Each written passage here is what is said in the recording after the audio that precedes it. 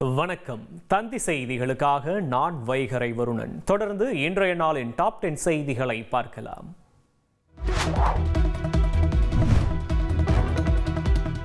பொறியியல் படிப்பிற்கு விண்ணப்பித்த மாணவர்களுக்கான தரவரிசை மதிப்பெண்கள் பட்டியலை உயர்கல்வித்துறை அமைச்சர் கோவி செழியன் சென்னையில் வெளியிட்டார்.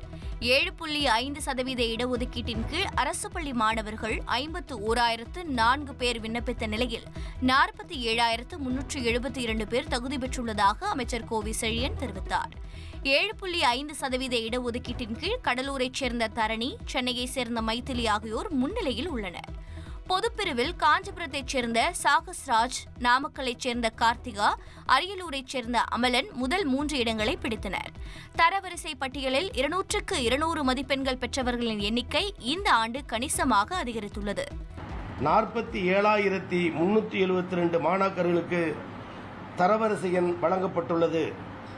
இந்த எண்ணிக்கை சென்ற ஆண்டை விட 15,149 கூடுதலாகும். 200க்கு 200 கட் ஆஃப் மதிப்பெண் எடுத்த மாணாக்கருடைய எண்ணிக்கை 145. அதில் சிறப்பம்சம் என்னவென்றால், தமிழ்நாடு அரசு தேர்வு வாரியத்தின் கீழ் படித்த மாணாக்கர்கள் 140 பேர். இதனிடையே சிறப்பு பிரிவு கலந்தாய்வு ஜூலை 7ஆம் தேதி முதல் 11ஆம் தேதி வரை நடைபெறும் என்றும், பொதுப்பிரிவு கலந்தாய்வு ஜூலை 14ஆம் தேதி முதல் ஆகஸ்ட் 19 வரையும், துணை கலந்தாய்வு ஆகஸ்ட் 21ஆம் தேதி முதல் 23ஆம் தேதி வரையும் நடைபெறும் என்றும் அறிவிக்கப்பட்டுள்ளது.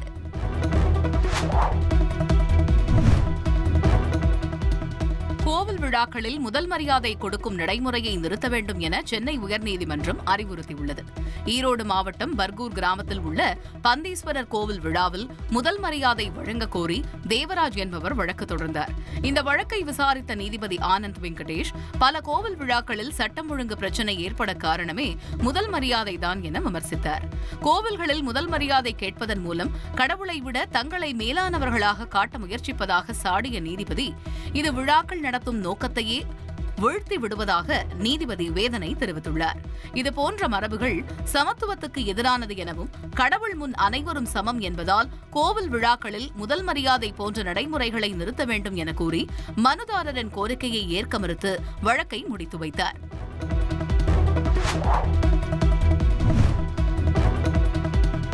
சென்னை தேனாம்பேட்டை சைதாப்பேட்டை வரை உயர்மட்ட பாலம், மதுரை அப்போலோ பாலம், மதுரை ராஜாஜி சந்திப்பு அருகே பாலம் போன்ற முக்கியமான பணிகளை தனி கவனம் செலுத்தி விரைந்து முடிக்க வேண்டும் என அதிகாரிகளுக்கு அமைச்சர் ஏவா வேலு உத்தரவிட்டுள்ளார். நெடுஞ்சாலைத்துறையின் பணிகள் குறித்து தலைமை பொறியாளர்களுடன் அமைச்சர் ஏவா வேலு ஆய்வு மேற்கொண்டார். அப்போது கவனக்குறைவு மற்றும் கடமையில் அலட்சியமாக செயல்பட்டால் சம்பந்தப்பட்ட பொறியாளர்கள் மீது கடுமையான நடவடிக்கைகள் மேற்கொள்ளப்படும். வேலை தளத்தில் பாதுகாப்பு ஏற்பாடுகள் முழுமையாக செய்திருக்க வேண்டும் என அறிவுறுத்தினார்.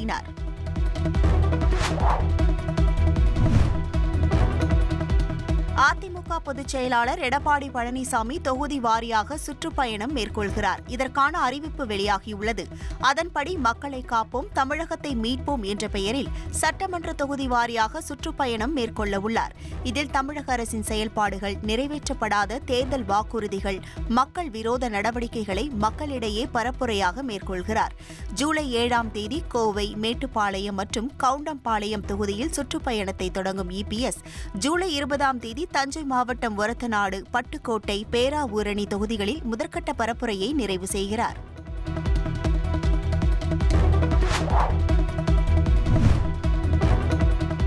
திண்டுக்கல் அருகே பள்ளி சமையல் கூடத்தில் உள்ள கேஸ் சிலிண்டர் வெடித்து சிதறிய சம்பவம் அப்பகுதியில் பெரும் அதிர்ச்சியை ஏற்படுத்தியுள்ளது. வேடச்சந்தூர் அடுத்த பாலப்பட்டி ஊராட்சி ஒன்றிய நடுநிலைப் பள்ளியில் உள்ள சமையல் கூடத்தில் அடுப்பை பற்ற வைக்க சமையலர் லட்சுமி முயன்றபோது எதிர்பாராத விதமாக பயங்கர சத்தத்துடன் கேஸ் சிலிண்டர் வெடித்து சிதறியது. இதில் சமையல் கூடம் இடிந்து விழுந்து சேதமடைந்தது. நல்வாய்ப்பாக பள்ளியில் மாணவர்கள் இல்லாததால் பெரும் அசம்பாவிதம் தவிர்க்கப்பட்டது. இதுகுறித்த தகவல் அறிந்து வந்த தீயணைப்புத் துறையினர் வெடிக்காமல் இருந்த மற்றொரு சிலிண்டரை பத்திரமாக அப்புறப்படுத்தினர்.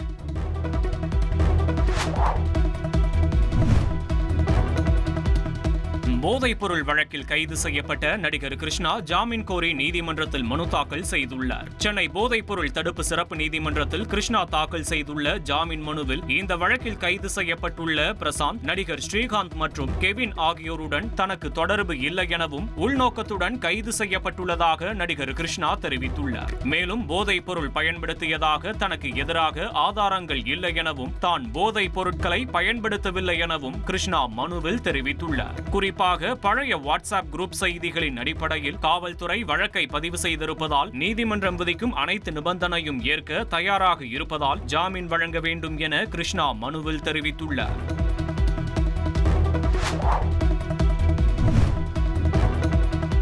சென்னை ஐஐடி வளாகத்தில் மாணவியை கட்டையால் தாக்கி பாலியல் சீண்டலில் ஈடுபட்ட சம்பவம் அதிர்ச்சியை ஏற்படுத்தியுள்ளது. சென்னை கோட்டூர்புரம் பகுதியில் உள்ள ஐஐடியில் வட மாநிலத்தைச் சேர்ந்த மாணவி திறந்தவெளி தியேட்டர் வழியாக நடந்து சென்றபோது பின்தொடர்ந்த நபர் ஒருவர் கட்டையை காட்டி மிரட்டியதுடன் மாணவி முடியை பிடித்து இழுத்து பாலியல் சீண்டலில் ஈடுபட்டதாக புகார் அளித்துள்ளார். இதுகுறித்து கோட்டூர்புரம் போலீசார் வழக்கு பதிவு செய்து மும்பையைச் சேர்ந்த ரோஷன்குமார் என்பவரை கைது செய்தனர். அவரிடம் நடத்திய விசாரணையில் 6 மாதங்களாக ஐஐடி வளாகத்தில் உள்ள உணவகத்தில் பணியாற்றி வருவதாகவும் மாணவி தனியாக இருப்பதை உறுதி செய்து கொண்டு பாலியல் சீண்டலில் ஈடுபட்டதாக தெரிவித்துள்ளார். இதனையடுத்து ரோஷனை நீதிமன்றத்தில் ஆஜர்படுத்திய போலீசார் சிறையில் அடைத்தனர். அண்ணா பல்கலைக்கழக மாணவி பாலியல் வன்கொடுமை வழக்கு பெரும் பரபரப்பை ஏற்படுத்திய நிலையில் தற்போது மத்திய கல்வி நிறுவனமான புகழ்பெற்ற ஐஐடி வளாகத்தில் மாணவிக்கு பாலியல் தொல்லை கொடுத்த சம்பவம் அதிர்ச்சியை ஏற்படுத்தியுள்ளது.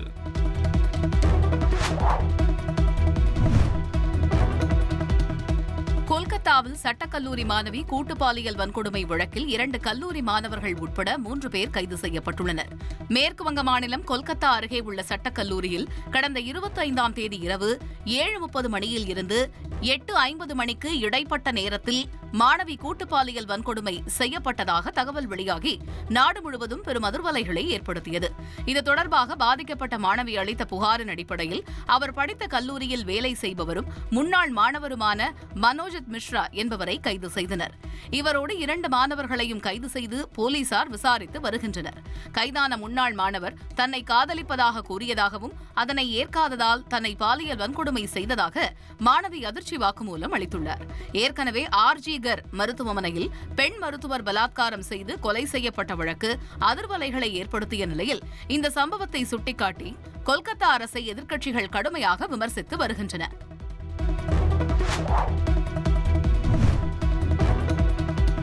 ஆந்திராவில் ஒய்எஸ்ஆர் காங்கிரஸ் தொண்டர் காரில் சிக்கி உயிரிழந்த வழக்கில் ஆந்திர முன்னாள் முதலமைச்சர் ஜெகன்மோகனை கைது செய்ய நீதிமன்றம் தடை விதித்துள்ளது. கடந்த ஜூன் 18ஆம் தேதி உயிரிழந்த தனது கட்சி நிர்வாகியை ஜெகன்மோகன் பார்க்க சென்றபோது பலநாடு மாவட்டத்தில் தொண்டர்கள் சூழ்ந்து கூட்ட நெரிசல் ஏற்பட்டது. இதில் ஜெகன்மோகனை பார்க்க முண்டியடித்த சிங்கையா என்பவர் கார் டயரில் சிக்கி பரிதாபமாக உயிரிழந்தார்.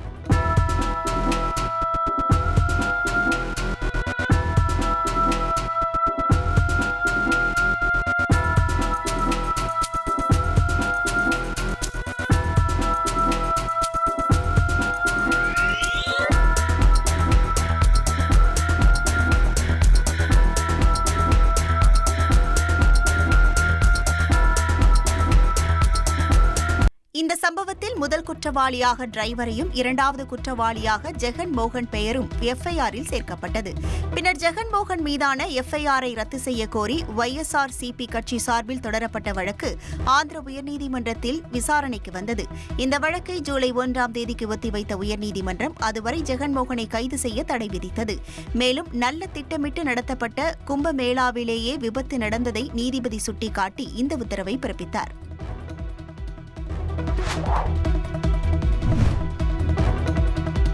ஒடிசா மாநிலத்தின் அடையாளமாக கருதப்படும் பூரி ஜெகநாதர் ஆலயத்தின் தேரோட்டம் தொடங்கி வெகு விமரிசையாக நடைபெற்று வருகிறது.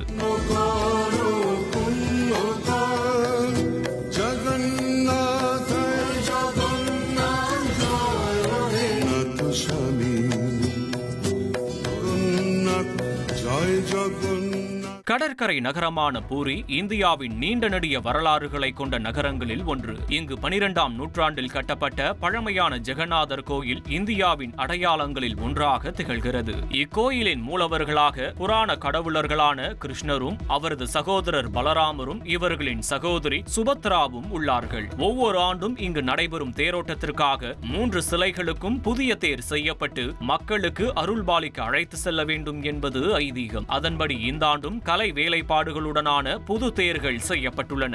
ஜெகநாதர் அமர்ந்து செல்லும் தேரானது 16 சக்கரங்களை கொண்டது. அதேபோல பலராமர் அமர்ந்து செல்லும் தேர் 14 சக்கரங்களையும், சுபத்ரை அமர்ந்து செல்லும் தேர் 12 சக்கரங்களையும் கொண்டது. ஒன்றுக்கொன்று சளைத்ததில்லை போல 3 தேர்களும் கலை நுணுக்கங்களுடன் வண்ணமயமாக தயார் செய்யப்பட்டுள்ளன. 9 நாட்கள் நடைபெறும் இந்த பிரம்மாண்ட திருவிழாவில் ஒவ்வொரு நாளும் மக்கள் எண்ணிக்கை கூடியபடியே இருக்கும். கோயில் நிர்வாகம் சார்பில் தேர் செல்லும் வீதிகள் அனைத்தும் பூக்களாலும் வண்ண துணிகள் மற்றும் நிறங்களாலும் அழகுபடுத்தியுள்ள நிலையில் தேரானது வெவ்வேறு கோயில்களில் நிறுத்தப்பட்டு பக்தர்களுக்கு அருளாசி வழங்கி 9 நாள் இறுதியில் தேர்கள் ஜெகநாதர் கோயிலை வந்தடையும். கோயிலின் சுற்றுப்புறத்தை லட்சக்கணக்கான பக்தர்கள் நிரப்பியுள்ள நிலையில் மாநில அரசு 10,000 போலீசாரை பாதுகாப்பு பணியில் ஈடுபடுத்தியுள்ளது. மூலைக்கு மூலை சிசிடிவி கேமராக்கள் வைக்கப்பட்டு அசம்பாவிதங்கள் நடைபெறாமல் கண்காணிக்கப்படுகின்றன.